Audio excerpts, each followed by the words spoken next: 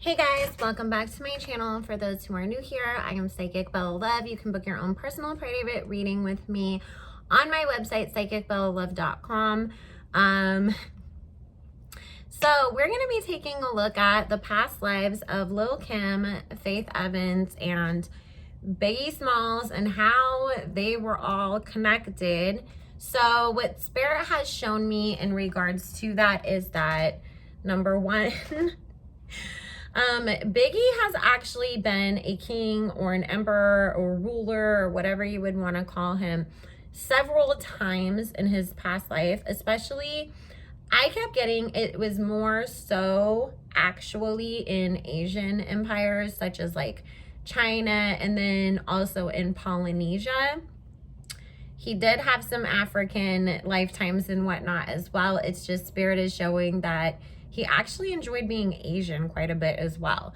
And if you guys noticed that, like, at the time when Biggie came out, a lot of the rap that was out at that time was much more about, you know, like a Tupac kind of stuff, really talking about what was going on in people's lives, gang things and whatnot. But Biggie was really one of the first people that was rapping and talking about luxury and whatnot. And that is because, and he was always living this big, you know, luxurious life. And I eat good and I have furs and I bought my mom the cars and all of that. And that really was because he very much enjoyed a life of excess in the past. And so it's like on a soul level, coming in and not having all of that growing up really made him even more determined to go out and get that again, because that's what his soul was used to, being a man in power, having the spoils of riches and things like that. Now, the African lifetime that I was shown, as well as his Polynesian and Asian lifetimes, all three, there was this sort of battle between Faith and Lil Kim over who was going to get him. Both were always in love with him or had some connection to him. And what Spirit is saying is that he always ended up choosing Faith over Kim.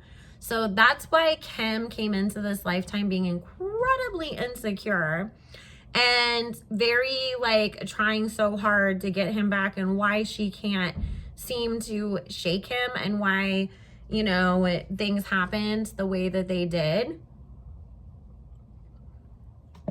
So what Spirit is saying is that, you know, on a soul level, Biggie has really cut ties with her. Like he said, it's time for her to just move on. He wants to move on from this whole entire situation. You know, this was sort of their last life to play out this karmic relationship, because that's basically what it is.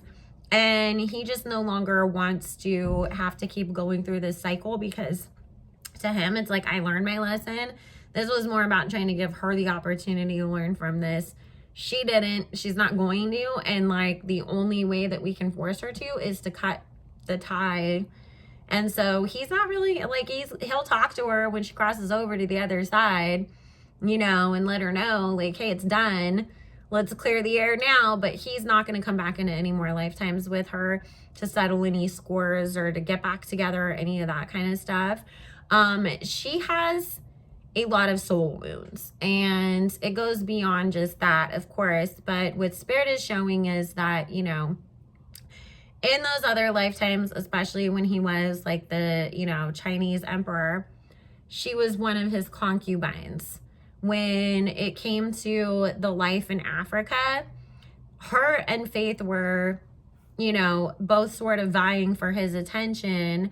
And it's not that she came from an extremely poor family or anything. It's just more of, you know, like, if we were to compare it to like, you know, any kind of royalty that we would know these days, like with the UK, it would be more like, okay, so a duke versus, you know, like a king or a prince.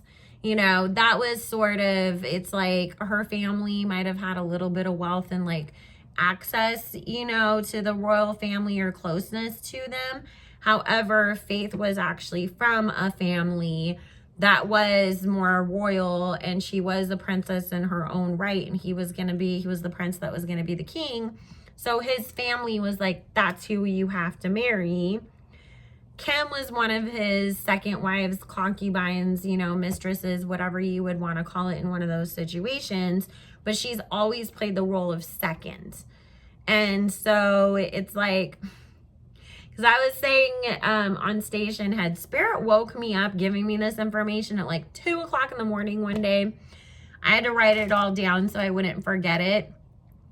And I heard Biggie's voice saying, I never chose her and I never will, and it's time to move on and let go. So I feel like, you know, that definitely played a big part in her having so many insecurities about herself and always sort of feeling so competitive with other women or threatened by them.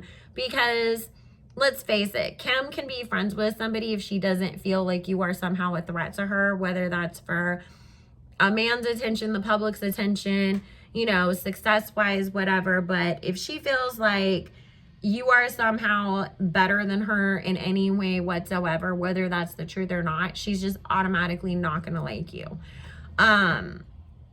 Now, the other thing that is extremely interesting as well is that Spirit has shown that, you know, when we talked about the past life of Nicki and being the Roman Empress and being invaded and people wanting to come in and take everything over and kill her, what was the Byzantine Empire? That was the one lifetime where Kim actually was some sort of royalty herself. She was married to the guy that invaded, and she was extremely jealous of Nicki. They had had beef, you know, conquering lands and whatnot that happened, you know, back in those times. And so she carried that energy over with her soul of just automatically being like, I don't like you. And, you know, for everybody that always wants to say, like, why is there competition? Nicki's never seen it as competition. She never saw it as competition back then. However, last time Kim won, and this time she hasn't. So that definitely goes to show you guys where I have said, you know, that on a soul level, Nicki came back for redemption. She came back to win her crown. She came back to take what's hers because they beat her last time. Now, do you notice why Kim is always so determined to make herself look like she's Persian or Arab or Asian? It's because on that spiritual soul level, she's trying to make herself into what she thought other men in the past wanted. And Biggie wasn't her husband or any kind of connection to her back then. Actually, the person who was her husband back then is the person who runs Cardboard Boxes label that has such a huge problem with Nicki. So there's that connection. So it's like a spiritual war that happened in the, you know, hundreds and hundreds of years ago that has come back to be played out all over again, but for karmic reasons for Nicki to win. Because it's her time. It's her redemption time. So that shows you why things are so deep and so connected in all of this. I do have a Biggie mediumship reading coming. I also will be doing more past life readings. This was just something that I had just written down a couple little things in the middle of the night. I wanted to sit down and record it and just explain briefly what that all meant for you guys while I had time before I had to go run and cook dinner and then get ready for my next readings. But I hope that that explained a little bit. We'll go deeper into it another time. I just wanted so that way you guys understand how that's all connected and whatnot. And if you look up when the Byzantine Empire really came in and took over, I mean, that was the fall of Rome. So anyways, guys, you know, I like to weave in my little history lessons, my spiritual lessons, and our celebrity gossip, because those are our 3 favorite topics over here. Make sure you guys follow me on Station Head. That's where we get real deep into stuff that we can't do over here. Also, every Monday through Friday, every morning, we do daily messages from Spirit. And on Sunday, we are going to be doing a live watch party on the Harry and Meghan interview with Oprah. So that's going to be really, really interesting. I'm excited for that. Make sure you like, comment, subscribe. And if you wanted to book your own past life reading with me, all my information is in the description box below, or you can just go directly to my website, psychicbellalove.com. I will see you guys later. Bye.